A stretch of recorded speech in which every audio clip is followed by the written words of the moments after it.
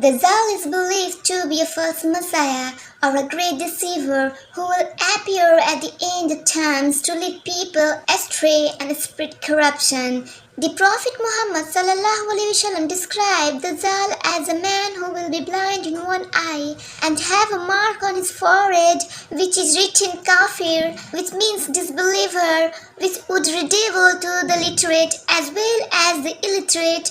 Allah subhanahu wa ta'ala will enable the believers to read the word kafir. He will have extraordinary powers and performing deceptive miracles. Dajjal will have the ability to deceive and manipulate people through his false miracles. Dajjal will claim that he is the Messiah or the Savior of the world.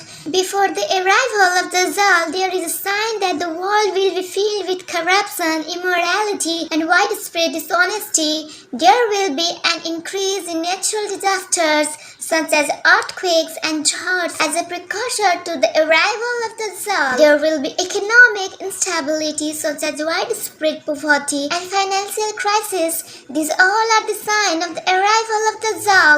Dajjal himself will eventually emerge and travel across the world, spreading his false claims and performing deceptive miracles. He will mislead to the people and he will spread disbelief. The Prophet Muhammad advised his followers on how to protect themselves from Dajjal's deception. So we can protect ourselves by seeking refuge in Allah subhanahu wa ta'ala, by reciting specific verses from the Quran and avoiding Dajjal's false claims. One of the most significant signs of the end times is the sun rising from the west instead of the east. This is considered a major and unmistakable sign of impending judgment. Dajjal will eventually be confronted and defeated by Isa alayhi salam, who will return to the earth to restore justice and righteousness. So his return is seen as a sign of the imminent end times. Ultimately, Dajjal will be killed by Isa alayhi salam,